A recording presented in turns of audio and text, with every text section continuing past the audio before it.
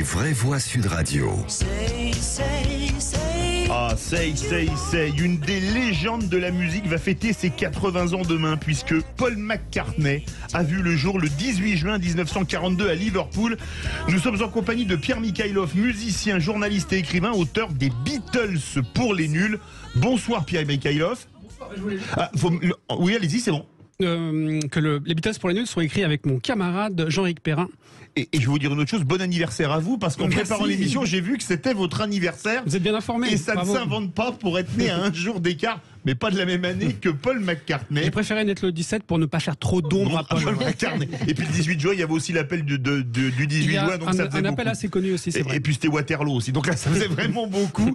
Certains disent que McCartney, c'est les Beatles à lui tout seul. Est-ce que c'est vrai? Alors c'est un raccourci un peu rapide et extrêmement faux, parce que les Beatles c'était quand même une entité de 4 personnes et chacun avait son rôle, même si certains avaient un rôle un petit peu plus humble, comme Ringo Starr, mais chacun était un ingrédient sans lequel la machine n'aurait pas pu fonctionner. Ringo Starr apportant sa touche d'humour, George apportant sa fantaisie et puis toute la touche orientale, avec sa découverte de l'Inde, de la culture indienne, et puis le fameux duo, souvent en compétition, John Lennon pour McCartney, les deux têtes pensantes et les deux compositeurs principaux du groupe, qui faisaient aussi bouillir la marmite. Alors c'est vrai qu'à partir du milieu des années 60, c'est Paul McCartney qui prend le dessus sur le groupe et qui finit par diriger un peu le groupe seul, ce qui va provoquer sa dissolution un peu plus tard. Philippe Bilger, qui est fan des Beatles d'ailleurs.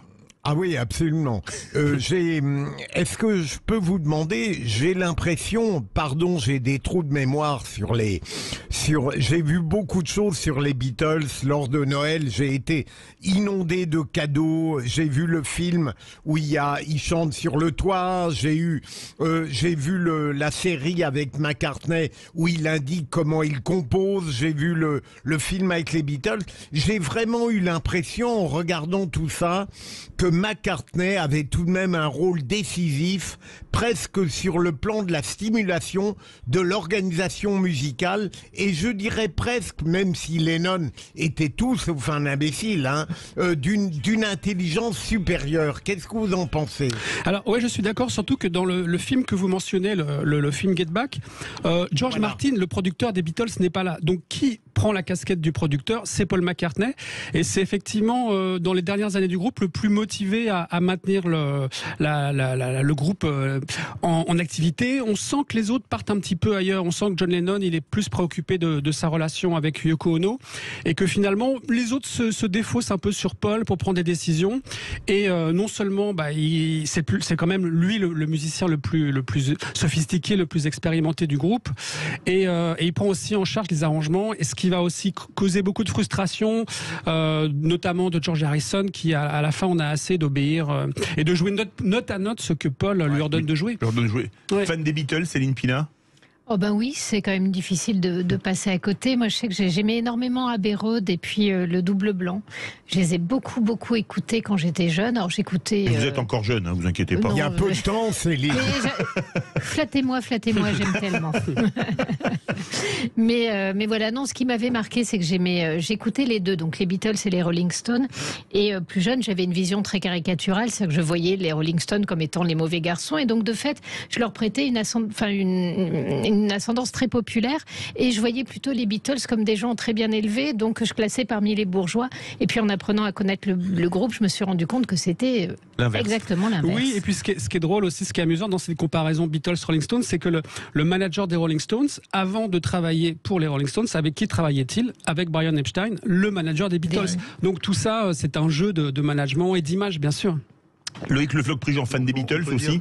Oui, bien sûr. Et je me demande si je ne préférais pas cette période où les jeunes cassaient les choses parce qu'ils écoutaient la vitesse des fauteuils de l'Olympia et consorts, à la période actuelle où ils veulent casser les boutiques. Donc je pense que c'est dommage que les Beatles ne reviennent pas.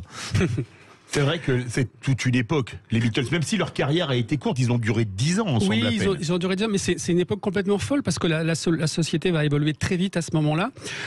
Si on prend la photo d'un jeune étudiant en 1960 et d'un jeune étudiant en 1970, mais on a l'impression qu'il s'est écoulé un siècle. Oui. Entre les cheveux courts, le costard-cravate et puis le hippie des années 70, barbu, chevelu, etc. Et cette révolution, elle a été accompagnée par la bande-son, la bande-son était la musique des Beatles et des Rolling Stones, entre autres.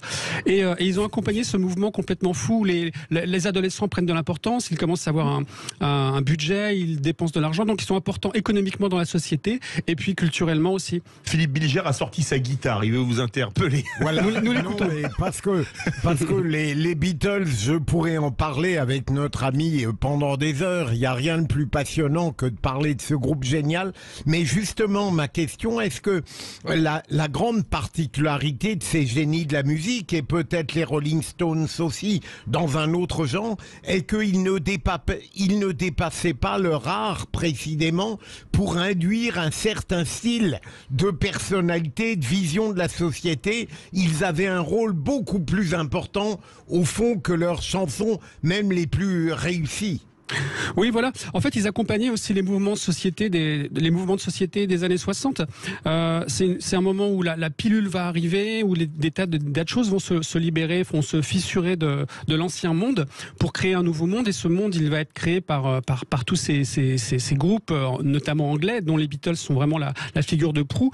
Et le point culminant de cette génération et de cette décennie, ça va être le festival de Woodstock, oui, où les Beatles ne seront pas, curieusement. Mais voilà, ils accompagnent tous ces changements de société. Alors, c'est pas les plus impliqués. On va pas dire que les textes des Beatles sont politiques, sauf à partir du moment où John Lennon va chanter une chanson comme Révolution. Mais que dit-il dans la chanson Révolution, justement? C'est qu'il ne veut pas en faire partie, paradoxalement. Donc, il y a tout ce jeu autour de ces moments de société. Céline Pina qui a une tenue, là, ça aurait pu aller à Woodstock, ça, votre truc vert, là, comme ça aurait été très bien. Il a fallu que ce soit plus court en dessous. Mais non, en fait, ce que je trouve très intéressant, c'est que justement, ils font la révolution, mais ils le font naturellement. C'est-à-dire, ils inspirent, mais n'ont aucun discours idéologique. Ils ne se rêvent pas, ils ne se vivent pas en idoles, ils en sont. Sinon, mais ça l'amour, les dépasse. Voilà, All You Need Is Love, c'est l'amour. C'est... Oui, allez-y. Non, mais je pense que j'avais dit l'essentiel.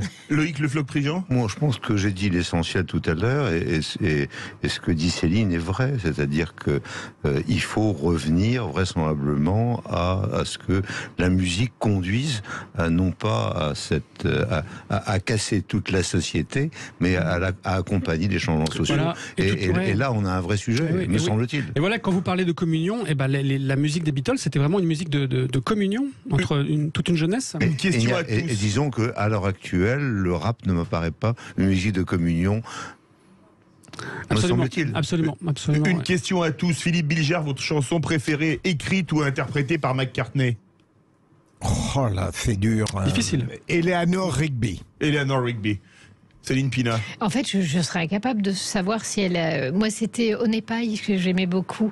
Mais je ne sais pas par qui elle a été écrite. On n'est pas très joli.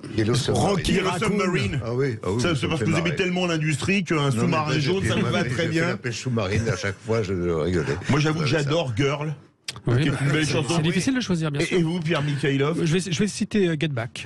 To Where You Once Belonged. Exactement. Eh bien, écoutez, Get Back to Where You Once Belonged revient. Quel accent Jojo was a man who thought he was a loner. Je crois que c'est ça les paroles. Who thought he was a woman. Voilà, c'est une chanson qui parle d'un travesti. Absolument, exact. Get Back to Where You Once Belonged. Les Beatles pour les nuls. Alors, si vous voulez tout savoir sur les Beatles, c'est dans ce livre, un excellent livre coécrit par Pierre Mikhailov et Jean-Éric Perrin sous la direction de Gilles Verland. On vous redit bon anniversaire, comme c'est le vôtre. Merci beaucoup. Et on peut tous chanter Happy Birthday à Paul McCartney. Vous êtes prêts? Allez, les vraies voix. Happy birthday to you. Happy birthday to you. Happy birthday, Paul McCartney. Happy birthday to you. Merci beaucoup, Pierre Mikhailov. Merci à vous. Tout de suite, ça va pas être vraiment rock'n'roll. Enfin, si, parce qu'on va parler des législatives. Oh, bah si, c'est complètement rock'n'roll. Y a-t-il eu une vraie campagne des législatives? On va en parler, pas en chantant les Beatles, avec Guillaume Bernard, politologue.